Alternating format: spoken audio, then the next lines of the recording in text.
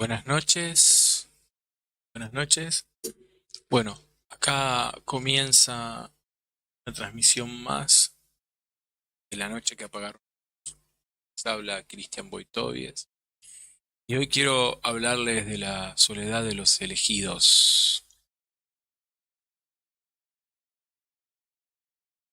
Esperaría que no te asuste este instante de sinceridad. Mi corazón vomita su verdad. Es que hay una guerra entre dos por ocupar el mismo lugar, la urgencia o la soledad. La soledad fue tan sombría que no te dejó encontrar tu naturaleza divina. La urgencia ganó esta vez, dispuesta a penetrarte, prepotente y altiva. Por las noches la soledad desespera, por las noches la soledad desespera, que por las noches la soledad desespera. Espera por ti, espera por él, espera por mí, también por aquel, que con violencia sujeta su alma a una brutal represión, esperando apaciguarse o confía en el paso del tiempo como otra solución para encontrar la calma. Pero te pones loco en las noches rogando entrar en los confines más oscuros. Después te arrodillas ante el amor maternal, suplicando ternura. Por las noches la soledad desespera. Y un poco esta imagen que puse para comenzar el vivo tiene que ver con un momento doloroso que atravesó.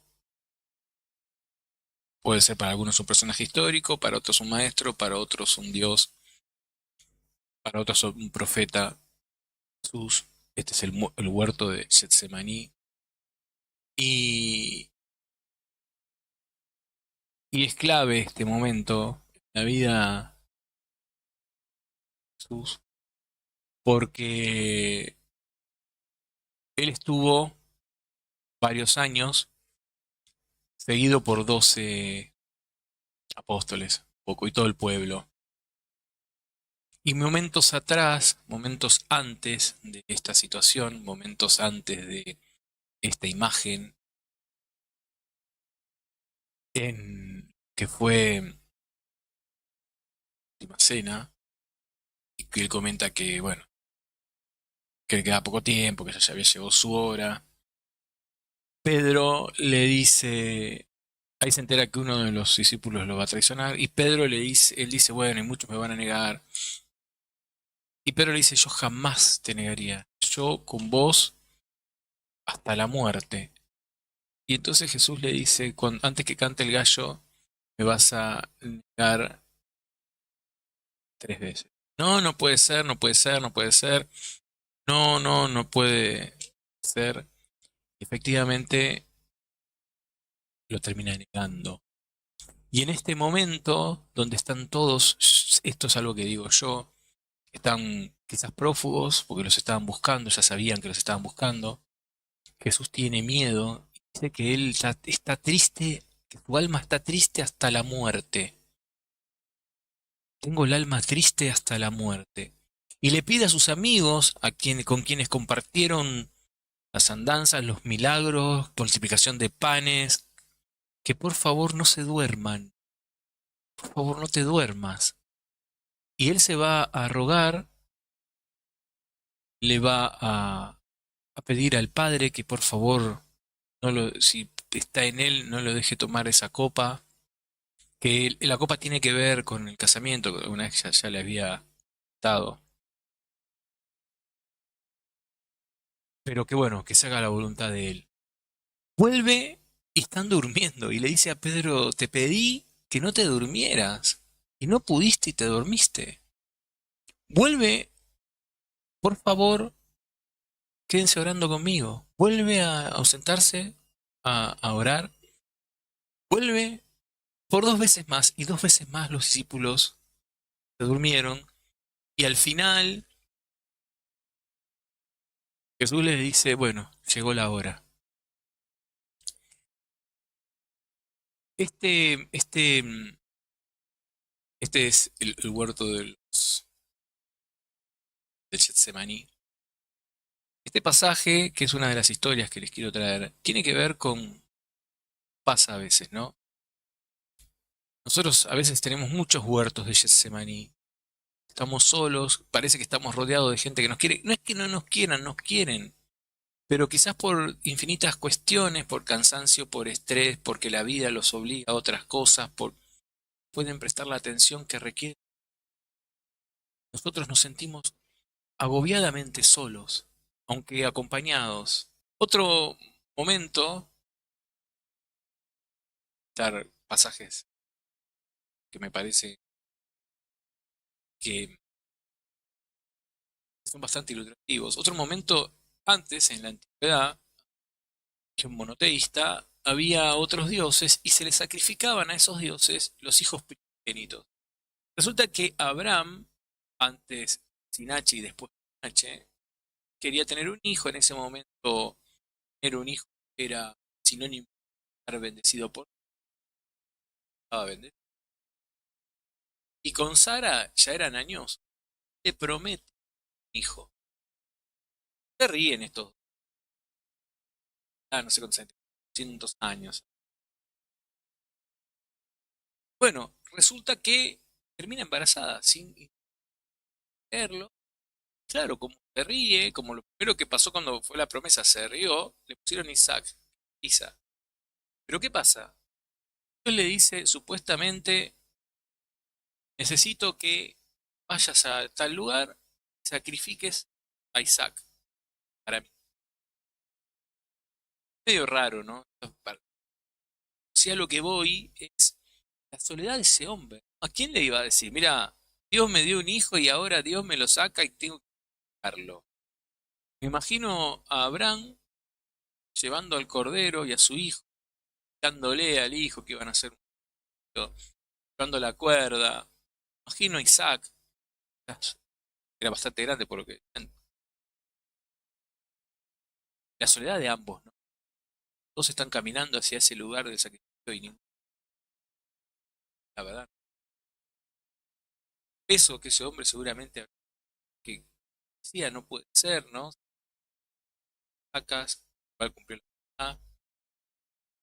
Bueno, todos conocen la historia que cuando matarlo, el pibe, Isaac, tu hijo atado a la piedra donde iban a matar y tu padre con el cuchillo en la mano por matarte, hombre de un día. La Biblia no nos dice que fue de la vida emocional, pero la soledad de este hombre. Estoy tratando de ver si se escucha mejor, si no se escucha.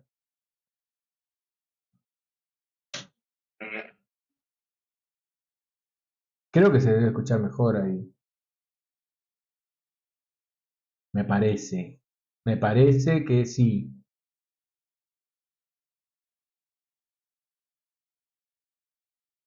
Estoy tratando de ver si se escucha mejor. Sí, ya se escucha mejor. Ya me quedo. Bueno, entonces ya dije como 4 veces lo mismo, pero bueno. Estamos hablando de la soledad, de lo importante que es la soledad para poder conocernos a nosotros mismos, conocer nuestros gustos, saber cuáles son nuestras debilidades, porque a veces nuestro ego, nuestra imagen idealizada, esa imagen que tenemos de nosotros mismos, que la tenemos idealizada, nos hace creer que no tenemos falla y que el otro falla siempre, ¿no? El otro es el culpable de todo lo que me pasa. Yo di todo, yo hice todo, yo soy el mejor, soy tan bueno y quizás no podemos ver lo que el otro nos da. Vos no hiciste nada por mí. Hasta que el otro se va, el otro se cansa, el otro deja de aportar y ahí nos damos cuenta que nos aportaba mucho más de lo que nosotros pensábamos. Nos daba mucho más de lo que nosotros pensábamos ese vínculo. Es importante poder tener la oportunidad de saber qué queremos, qué nos gusta, hasta dónde podemos aguantar. A veces pasa esto, ¿no? Uno siempre con el otro, pasa mucho en la terapia, lo hablo mucho con los pacientes, de, no, bueno, pero él quiere esto, Ella quiere esto otro. Está bien, pero vos qué querés, a vos qué te pasa, vos qué sentís con esta situación, qué es lo que te hace bien a vos. Es importante por eso para mí estar en un periodo solo. Yo no sé bien qué se ha escuchado y qué no se ha escuchado de lo que vine diciendo. Lo que te venía diciendo en un punto tiene que ver con conocernos, con entendernos, con aceptarnos. A veces planteaba Lacan que hay dos situaciones, por ejemplo, como te decía hace un ratito, mamá me dice que yo tengo frío. Y yo no sé si tengo frío, pero mamá me dice que tengo frío, entonces me abrigo. En un momento uno quizás puede luchar con eso y decir, no, mamá, yo no tengo frío. Y no se viste, no se cambia. Pero como uno se arma en espejo, ¿no? Uno lo que hace es, como te dije ahora, se conoce a través de un otro, en espejo, uno se construye en el afuera, uno no sabe, viste, a veces no sabe si uno está equivocado o el otro está equivocado. A veces vienen los pacientes y me dicen, yo no sé si soy yo o es el otro. Entonces siempre le digo a los pacientes, tal vez no es excluyente, tal vez sea un poco, seas un poco vos y sea un poco el otro. No tiene por qué ser el uno o el otro. O sea, a veces pasa por esta cuestión especular que si no tengo la verdad yo la tiene el otro. Y terminamos peleando y terminamos no dándonos cuenta que quizás ambos tienen algo de verdad. Es muy difícil poder comprender que a veces ambos tienen algo de verdad, que no siempre la verdad es de uno o es de un otro. Porque como hablamos siempre, hay hechos, pero después hay interpretaciones de esos hechos, más cercanas a lo que pasó o menos cercanas a lo que pasó. Cuanto más, y acá quiero decir algo que es importante, Lacan plantea, hay algo que se llama en psicoanálisis contratransferencia. La transferencia es aquello que el analizado, el paciente, le pone al psicoanalista, ¿no? O sea, que lo ve como el padre, la ve como la madre. La contratransferencia es aquello, según una rama de psicoanálisis, es aquello que el paciente me genera a mí, que yo transfiero en el paciente. Para Lacan no existe la contratransferencia. Para Lacan lo que dice es que lo que a mí me genera un paciente tiene que ver con lo que yo no tengo elaborado en mi terapia.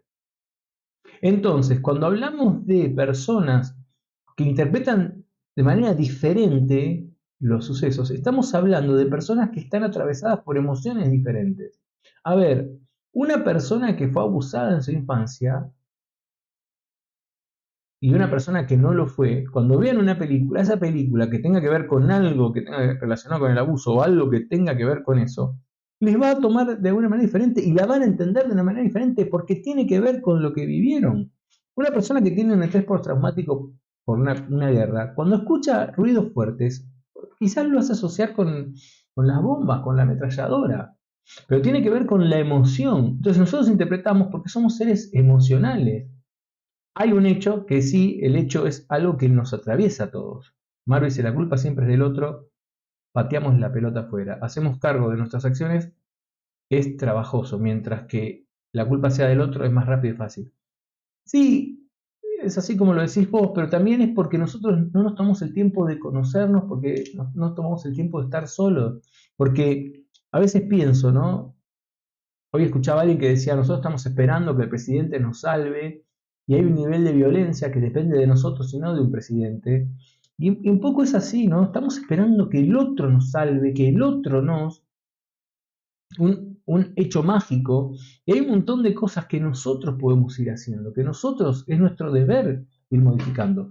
Pero vamos depositando en el otro, porque es así como nos constituimos. Nosotros, como decía al principio, aunque no se me haya escuchado bien, nosotros nos constituimos con un otro, con una mamá, que éramos uno. Y la gran tarea que tiene el ser humano es poder independizarse, poder separarse de eso, de esa unidad, hacerse un individuo. Por eso nos cuesta tanto pensar como individuo. Me pasaba en una familia que el padre y la madre medio que le echaba la culpa al hijo que tenían por el desorden que había en su casa, porque estaban los platos todos, qué sé yo, sucios, no sé qué. Bueno, en un momento el hijo ya se hizo grande, se va de la casa por estos robos y terminan confesando a los padres que se dan cuenta que ellos también contribuían al desorden. Pero bueno, ellos no es que era más fácil pensar que era el hijo, ellos estaban convencidos que era el hijo porque ellos tenían el registro de todas las veces que habían limpiado. Pero capaz no te. Y esto pasa, ¿no? A veces uno no tiene el registro, uno siempre, yo lo veo en mí fundamentalmente, no quiero hacer cargo a nadie, pero también lo veo en otras personas. Nosotros tenemos un registro, tenemos un cuaderno grande con todas las cosas que el otro nos hizo. Porque vos un día me dijiste así, vos otro día me dijiste, pero tenemos un cuadernito chiquitito con las cosas que nosotros hicimos. No lo hacemos a propósito, pero nosotros no nos damos cuenta porque no teníamos la intención, porque no sé qué. Y después cuando viene el otro y nos dice, che, escúchame, vos me dijiste esto una vez. No, no puede ser. Y después te vas dando cuenta y sí. Y te podés dar cuenta y decir, ¿cómo pude yo hacer esto? ¿No? ¿Cómo yo pude decirle esto a una persona o hacerle esto a una persona? Porque nosotros nos olvidamos, tenemos como una memoria selectiva acerca de lo que hacemos. A ver, no solo tenemos una memoria selectiva, lo que sucede es que no podemos estar en la emoción del otro y no sabemos cómo el otro toma las cosas. Entonces, por eso quizás nosotros minimizamos lo que hacemos, porque sí tenemos en cuenta lo que nosotros sentimos acerca de lo que nos sucede. Entonces, la gran mayoría de las peleas a veces de parejas jóvenes es cuando el marido le dice a la mujer, ay, gorda, haceme el guiso que hacía mi mamá, con lentejas, con esto. Y la mujer, con buena gana, esto estoy dando quizás no de ahora, pero le hace el guiso. Y entonces dice, no, pero mi mamá a este guiso le ponía zanahoria, este guiso no se puede comer. ¿No? Digamos, porque el tipo traslada la situación familiar a su mujer. Capaz si ese hombre hubiera hecho zanahoria, hubiera hecho guiso él solo, sin otra persona, entendería que el guiso de lenteja no tiene un manual exacto de cómo hacerlo, que podría ponerle, no sé, puré, por ejemplo, es un ejemplo, ¿no? Pero el tema es que nos cuesta mucho salirnos de los patrones. Tenía una paciente hace un tiempo que la paciente tenía un hijito que le enseñó mucho a ese hijo, ¿no? Porque le compró una vez un Lego de una estación de servicio, esos bichitos, esas cosas para armar, y el hijo armó la estación de servicio de una manera diferente a como estaba en la portada. Y la mujer dijo, este pibe me sorprendió porque yo lo hubiera armado igual, me hubiera copiado de esto. ¿Y por qué te copias? Porque tenés la angustia de hacer algo por tu cuenta y hacerlo mal y quedarte solo. Erich Fromm, en El miedo a la libertad, plantea que uno sigue el rebaño porque a uno le da miedo enfrentarse a la soledad de yo elegí esto y todos los demás eligieron esto otro.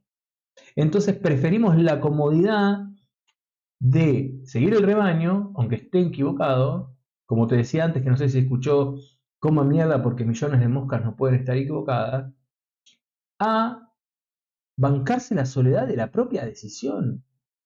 Es mejor tolerar a una persona narcisista al lado de uno que me maltrate, a bancarme, separarme y bancarme que esa persona me haga responsable a mí de que soy el responsable. Me acuerdo una vez una pareja donde yo le planteaba que ella podía denunciarlo por la violencia de género y él le dice, bueno, pero vos vas a dejar a tus hijos sin un padre si me denuncias. ¿No? Y ella le decía, y decía, es verdad, yo no puedo dejar a mis hijos sin un padre si lo denuncio. A lo que yo le digo que él está dejando a sus hijos sin un padre por cometer estos actos de violencia para con su mujer. A veces, no, a veces no. Siempre la soledad nos ayuda a entender qué contenido tiene la taza del otro y qué contenido tiene la mía. Porque cuando estamos mezclados, no sabemos quién es de qué, quién es de qué es lo tuyo, qué es lo mío. Cuando no llevamos un debe y un haber, cuando los dos, vamos a poner un ejemplo, ¿no? Una analogía, Maru dice, el otro muchas veces uno mismo. Lía dice, solo nosotros podemos salvarnos a nosotros mismos y en ese granito de arena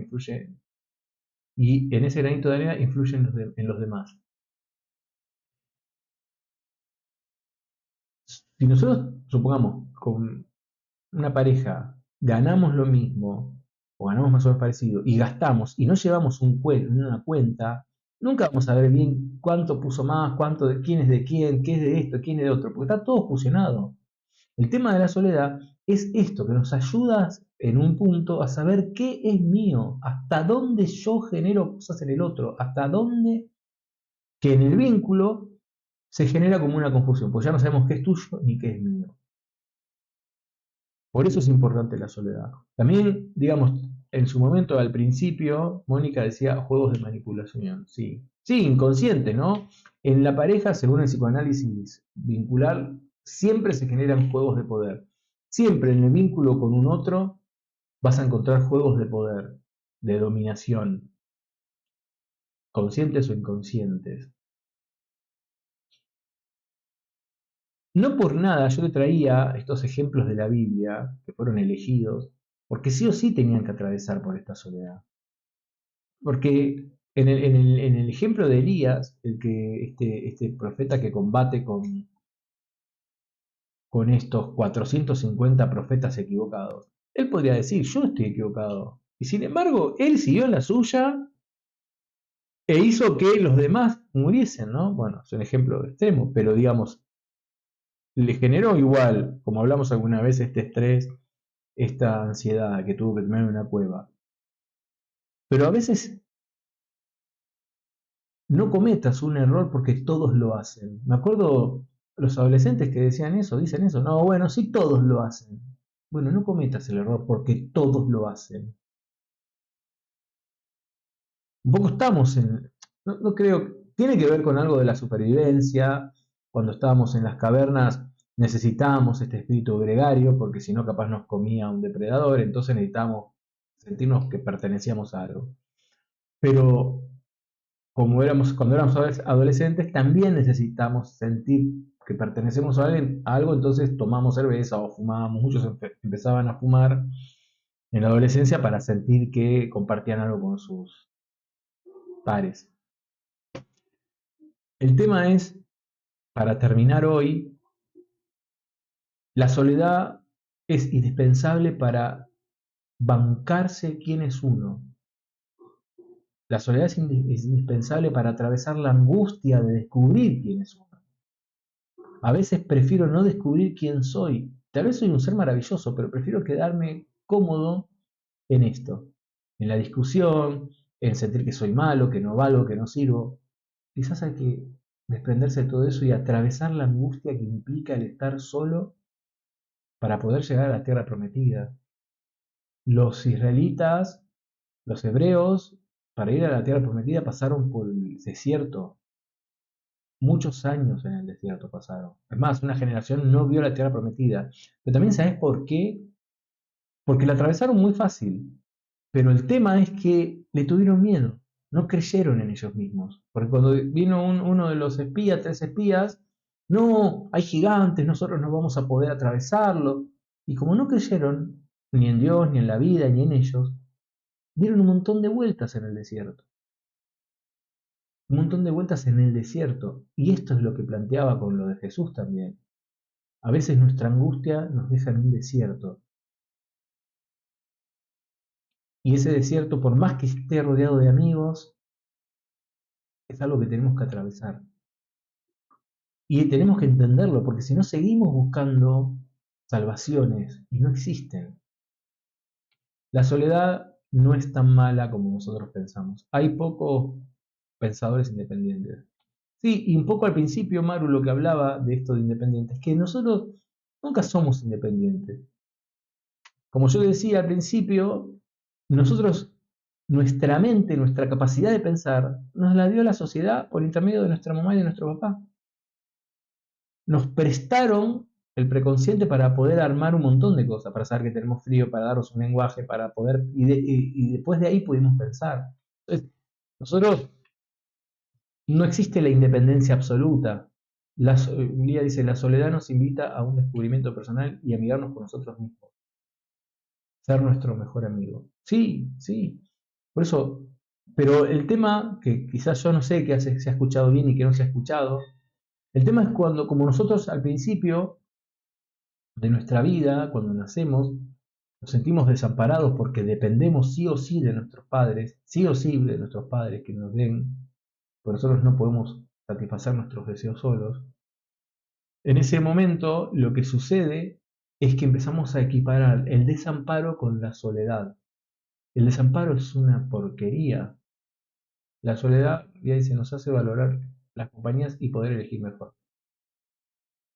Cuando nosotros, y te decía recién, ¿no? Mi madre decía, estoy sola como una perra. Yo le decía, yo estoy solo, pero no me siento solo como un perro. Es cómo vivís vos esa soledad. Si la vivís del desamparo o la vivís desde el encontrarte a vos mismo. Y cómo, me dirás vos, y con buen tino, me dirás, está bien, todo muy lindo, pero ¿cómo hago yo para estar solo? Si yo no puedo estar solo. ¿No te pusiste a pensar que te encanta cocinar, pero cuando tenés que cocinar para vos no cocinás, cocinás para otro? ¿No te diste cuenta que te encanta agasajar a un otro y te encanta darle regalos a un otro, pero a vos no te regalás nunca nada? ¿Te diste cuenta que te pone feliz cuando haces algo que al otro le gusta, pero para vos no hacer nada que te guste? Al contrario, te prometes todo el tiempo que vas a hacer algo y después no lo terminás haciendo. Bueno, te voy a regalar, para terminar el vivo de hoy, algo que se llama la regla de los 2 minutos. La regla de los 2 minutos consiste en lo siguiente. La regla de los 2 minutos dice que vos tendrías que empezar a hacer una acción que a vos te guste y pensarlo que lo vas a hacer por 1 minuto o por 2 minutos. Mónica dice, debemos ser buena compañía para nosotros mismos. Exacto. O si es elegida o impuesta, dice Lía. La regla de los 2 minutos tiene que ver con esto. Fíjate algo que te gustaría hacer con vos mismo, algo que quisiste siempre hacer con vos mismo. Bueno, quizás es importante que pienses en hacer un ratito, 2 minutos aunque sea.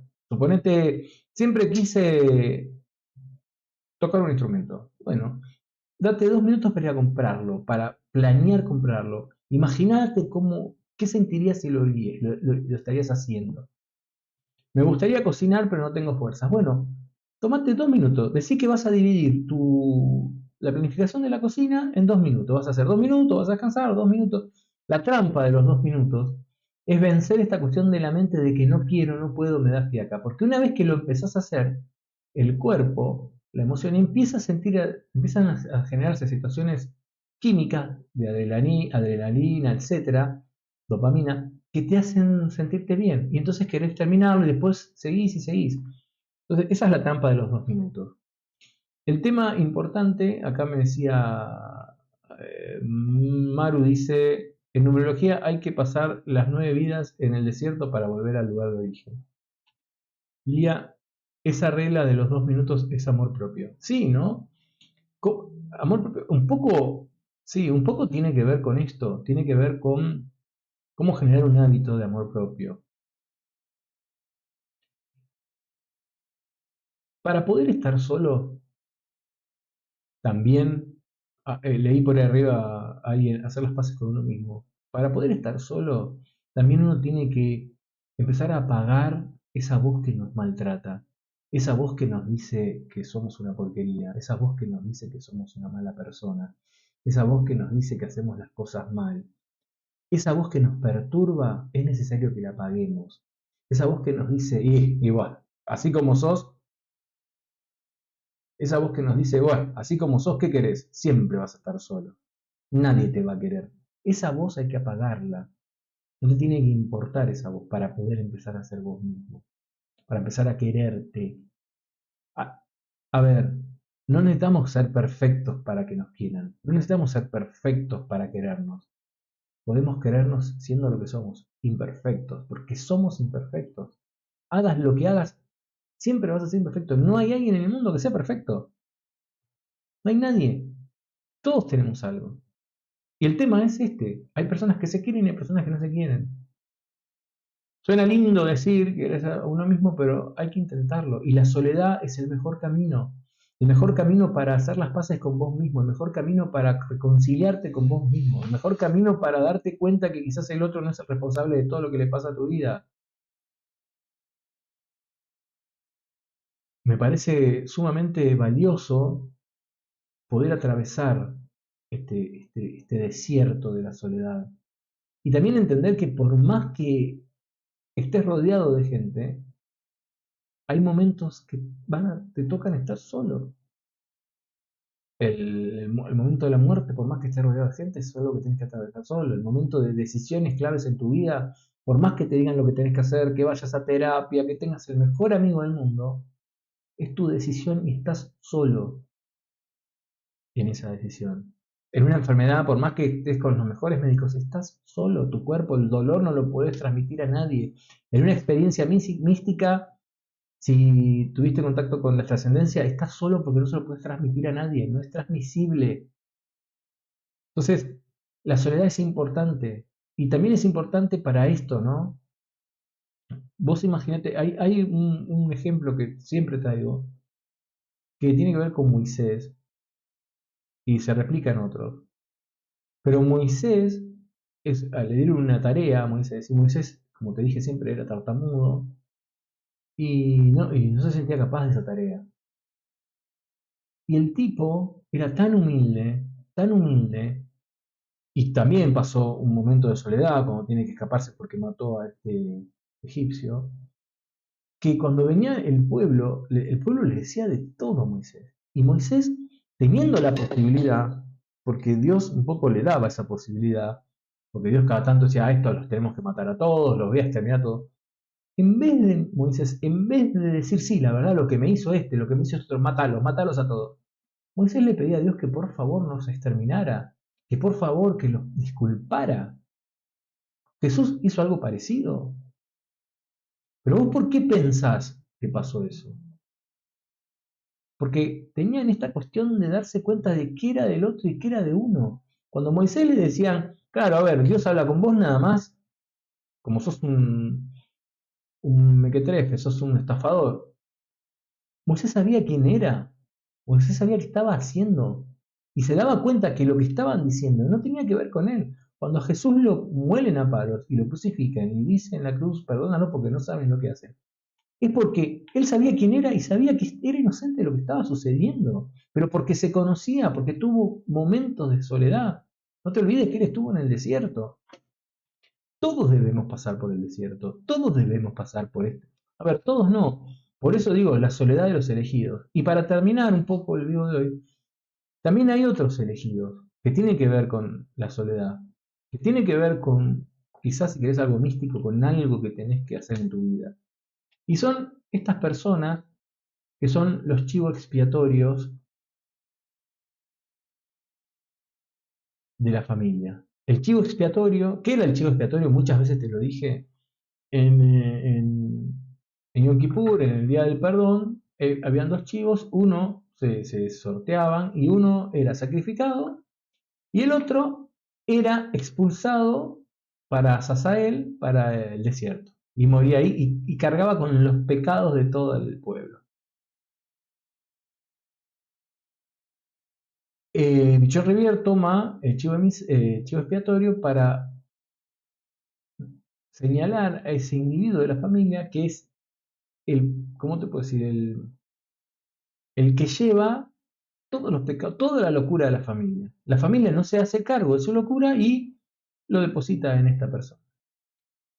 Mira, me tocó muchas veces yo trabajé en muchos hogares, y era increíble cuando los pacientes entraban en el hogar, venían repletos de medicación, venían súper agresivos, vos no sabés la situación en la que venían.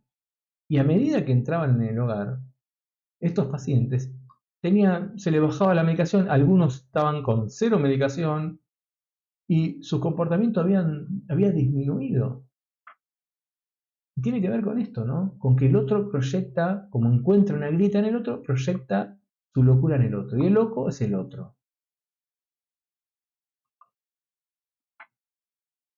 Lía dice, el libro de la autoestima, el egoísmo que me pasaste habla de eso, de Bucay. La soledad no es estar en compañía, es estar con uno mismo, conocernos y aceptarnos como solos, como somos. Esas personas empiezan a sentir que no pertenecen a ningún lado, que no pertenecen a la época, que son diferentes a la familia, porque tiene que ver con esto, porque son depositarios de la locura familiar. La familia no se hace cargo. Me acuerdo una vez que venía una pareja a decirme que la madre primero viene a decirme que su hijito de 11 años no estudiaba, que estaba preocupada porque el colegio no estaba rindiendo, que no sabe qué le pasa. Bueno, me pongo a trabajar con el nene y el nene me cuenta que el padre la cagaba a palo a la madre, que en un momento, es más, ayer me dice, rompió con un ladrillo la ventana porque mamá lo echó. O sea, ¿y cómo ese nene puede rendir en el colegio? Entonces, digamos, depositaban en ese nene esto que no podían darse cuenta que estaba sucediendo. La soledad nos ayuda, la soledad en tanto y en cuanto también distanciarme del otro, distanciarme de un trabajo, distanciarme de alguien, me hace ver quién es quién. A veces duele, ¿eh? A veces distanciarte de alguien y darte cuenta quién es ese alguien duele, pero es necesario atravesar ese. Si no estamos en compañías que no nos hacen bien. A veces sucede que sentimos que, y a veces al revés, ¿no? A veces sentimos que estar acompañado con alguien no nos hace bien, que es el responsable de todo, y cuando tomamos distancia y podemos estar solos, nos damos cuenta del gran aporte que esa persona nos daba en la vida. Y las cosas que nos decían que nos dolía tanto, tal vez, era porque nuestro ego no nos dejaba escuchar la situación. Nos dolía. Era la, viste, a veces era la verdad. Serrat dice, nunca es triste la verdad, sino es que no tiene remedio. Quizás nos dolía esta verdad que nos decía y era un malvado, ¿no? A veces preferimos una mentira que no duela a una verdad que nos lastime. Mónica dice, o de una situación conflictiva, Lía, ese dolor te hace crecer. Sí. Entonces, voy a terminar el vivo de hoy leyendo con lo que empecé el vivo. Bueno, gracias por estar. Lamento que no se haya escuchado al principio. Es complicado a veces internet, pero creo que no es solo mío, sino porque generalmente tiene muy buena conexión. Y creo que es necesario. Lo último que te quiero decir, que a veces le digo a los pacientes, es que estamos tan desordenados dentro, tenemos tantas emociones desequilibradas, desordenadas, como si fuera un altillo, y sabemos que está así y no entramos en ese altillo, porque nos da miedo con lo que podemos encontrarnos. Y sabés qué lindo cuando vos te podés enfrentar a eso y a pesar del dolor te remangás y empezás a ordenar y a limpiar y ya tenés un espacio más para habitar. Bueno, ¿sabés qué lindo que es cuando vos podés superar todo esto en un punto? No sé si todo, pero por una gran parte y sentirte cómodo con vos mismo. Te puedo asegurar, pero te lo firmo, que una vez que vos podés sentirte cómodo con vos mismo, te cuesta un Perú empezar a socializar. Te cuesta un Perú paz mental a otra persona. Ya no es lo mismo.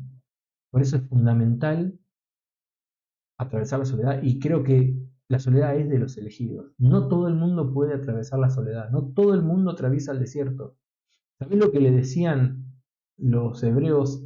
No fueron hebreos solamente, también fueron egipcios con Moisés. ¿Sabés lo que le decían? Una de las cosas que se repite mucho en el Éxodo a Moisés en- sí, cuando se fueron de Egipto. Nos sacaste de Egipto que nosotros podíamos comer y estábamos cómodos para ir a morir acá en el desierto. Preferimos estar acompañados, aunque seamos esclavos, y nos maltraten, a morir en el desierto porque perseguimos nuestros sueños. Te lo repito, a veces preferimos morir esclavos maltratados que morir en el desierto porque estamos persiguiendo nuestro sueño. Que no nos pase eso. La soledad. Esperaría que no te asuste en ese instante de sinceridad. Mi corazón vomita su verdad. Es que hay una guerra entre dos por ocupar el mismo lugar, la urgencia o la soledad. La soledad fue tan sombría que no te dejó encontrar tu naturaleza divina. La urgencia ganó esta vez dispuesta a penetrarte, prepotente y altiva. Por las noches la soledad desespera, por las noches la soledad desespera. Espera por él, espera por mí, también por aquel que con violencia sujeta su alma a una brutal represión, esperando apaciguarse, o confía en el paso del tiempo como otra solución para encontrar la calma, pero te pone loco en las noches rogando entrar en los confines más oscuros. Después te arrodillas ante el altar, después te arrodillas ante el amor maternal suplicando ternura. Por las noches la soledad desespera. La soledad desespera verso Vergara.